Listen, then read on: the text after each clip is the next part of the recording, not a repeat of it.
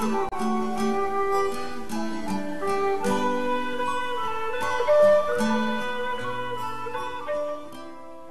I suppose it's been mixed emotions. Number one, we are a new organisation. We're just nearly 6 months old, and prior to this there hasn't been a formal support group or information service. So a lot of people are hearing information for the first time today, and that brings out a mix of emotions. There's a little bit of sadness, there's a little bit of excitement, but certainly it's been so well received. People are very, very excited to be here, and already they've taken away a huge amount of information and news. The conference has gone fantastically. We are so pleased with the progress and everything that's been done today.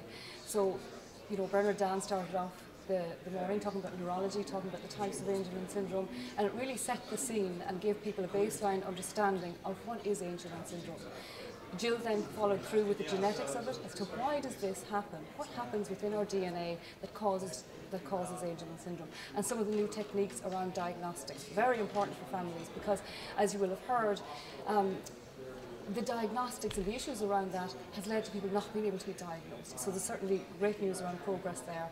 And then we heard from Ed Weber, and again he's looking at research and clinical trials and looking for therapeutics to do something that we never thought would be possible, which is to get a treatment to help the cognitive, motor and epileptic symptoms of Angelman syndrome.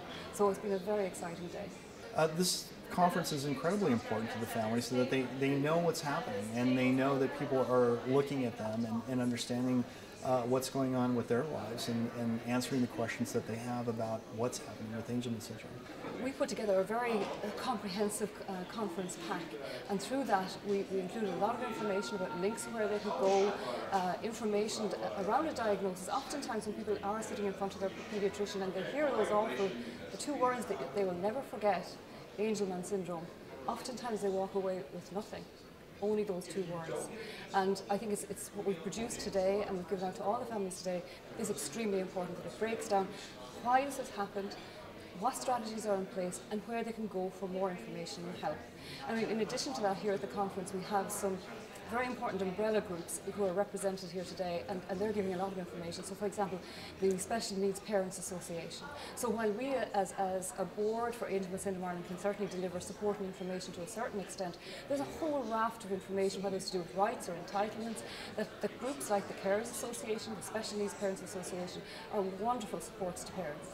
The clinical trials that have just commenced in Dr. Edward Weber's office obviously are bringing a huge amount of hope to parents, and what's happening at the moment is there are 24 children who are going to trial minocycline, an antibiotic for acne, you know, and they have found that this, in a mouse model, can restore elements around cognition, around motor function and around epileptic activity. So it's very, very exciting news for parents. And what we would like to see is, once those results are published, is how Ireland can play our part.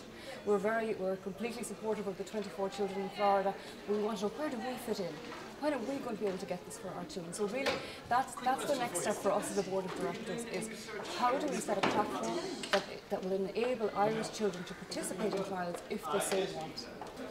Well, the next step after the trials is to culminate the data and see if it's actually having a positive effect. And if it is, we would probably expand the trials worldwide. So hopefully Ireland and different parts of Europe would be part of that increase in the dissemination of minocycline to kids with Angelman syndrome.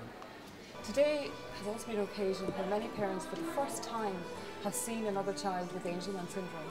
And you know, that brings, I suppose, a little bit of hope, a little bit of joy, but also a little bit of sadness as they see maybe some of the older children, some of the older families, that they can almost like fast forward to their own future. But one of the main benefits today has been the networking with parents. Like, I've seen people go, I've heard there's somebody else here from Kerry. We thought we were the only people in Kerry. So there's some great friendships being built up, and also that peer-to-peer networking that people can learn from one another.